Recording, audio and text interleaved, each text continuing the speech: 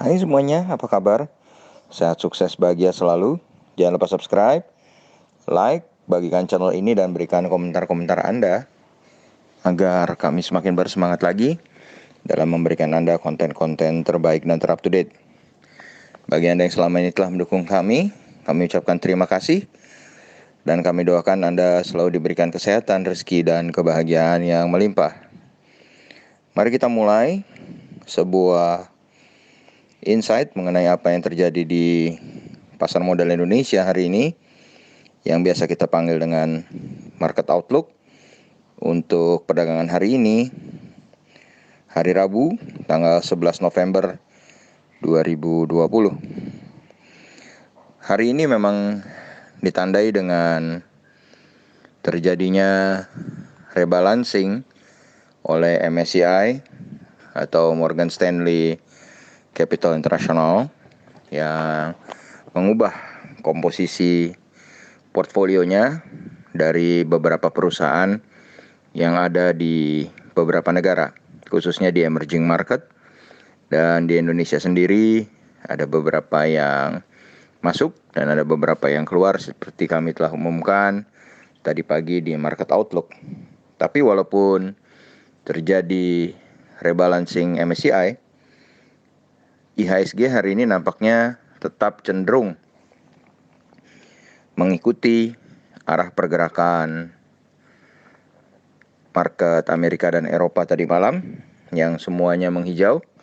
Dan kalau kita lihat memang investor asing kembali masuk ke pasar modal Indonesia hari ini dalam jumlah yang cukup besar.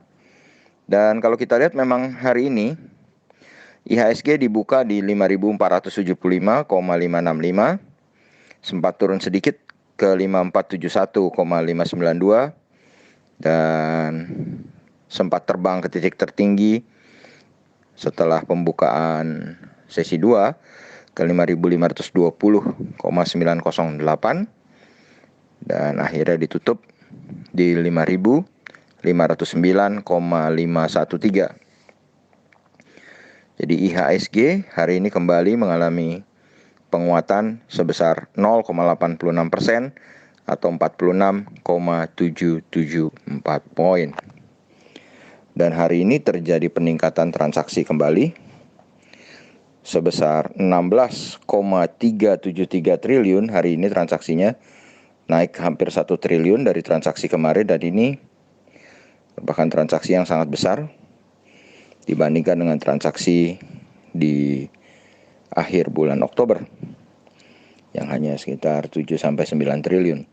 Tercatat 208 saham menguat dan 230 saham melemah dengan total kapitalisasi pasar sebesar 6.426,912 triliun. Dan indeks hari ini juga mencapai harga tertingginya atau angka tertingginya selama 6 bulan terakhir. Hari ini investor asing mencatatkan beli bersih atau net foreign buy sebesar 1,46 triliun rupiah. Dan investor asing kembali masuk ke beberapa saham-saham dari sektor perbankan atau sektor finance. Mari kita lihat. Yang pertama yang menjadi juara dari saham yang paling banyak dibeli oleh investor asing atau net foreign buy adalah BBRI. Total transaksi 1,5 triliun, net foreign buy 500,2 miliar. Dan BBRI sendiri naik 3% atau 120 poin ke 4.120.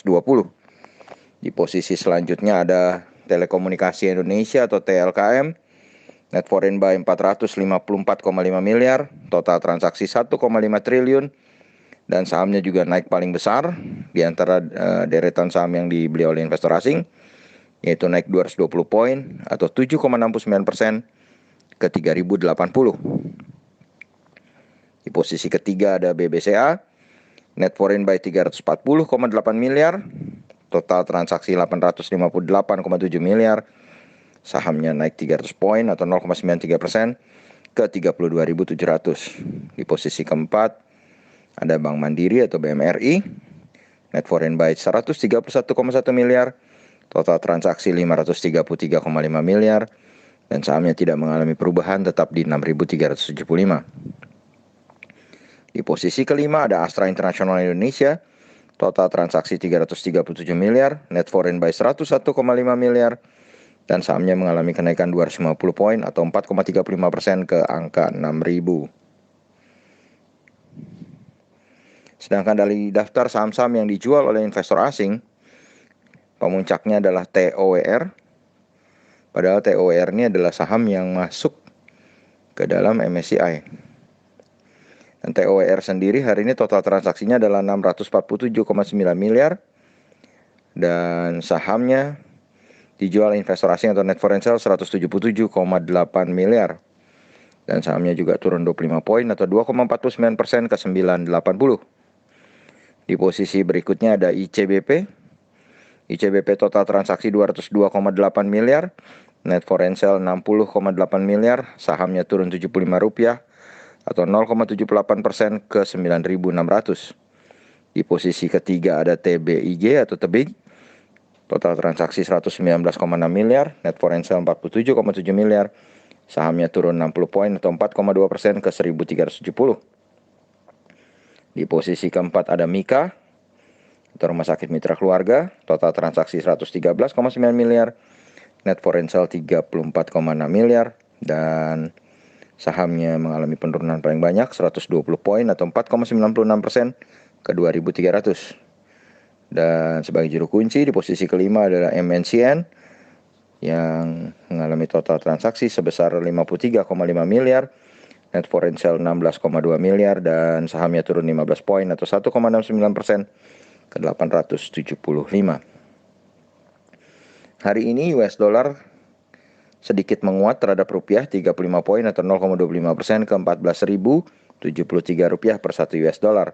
Sedangkan harga emas di pasar spot hari ini adalah 1.877,65, dan kalau dirupiahkan adalah 849.557. Dan kalau kita beralih ke bursa regional Asia, indeks Nikkei 225 Jepang kembali menjadi juara dengan kenaikan 444,010 poin atau 1,78% ke 25.349,600. Straits Times Index Singapura juga berada dalam teritori hijau, naik 8,28 poin atau 0,31% ke 2.713,280.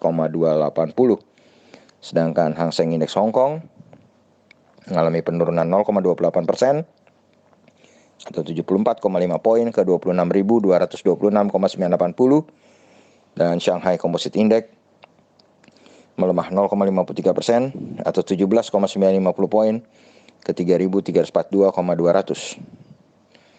Dan kalau kita lihat indeks LQ45 hari ini kembali luar biasa, naiknya malah 2 kali lipat dari IHSG, naiknya 1,86% atau 16,053 poin ke 880,019.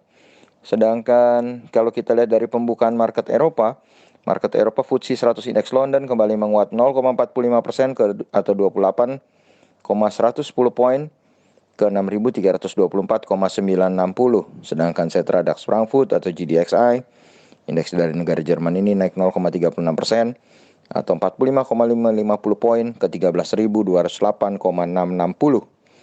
Dan Dow Jones Index Future kembali menguat 202 poin atau 0,69% ke 29.521. Sedangkan di XY menguat 0,11% atau 0,1 poin ke 92,85. Dan kalau kita perhatikan saat ini Dow Jones Index Future atau DJIF berada di posisi all time high atau posisi tertinggi selama ini ya. Jadi malah lebih tinggi daripada sebelum Covid.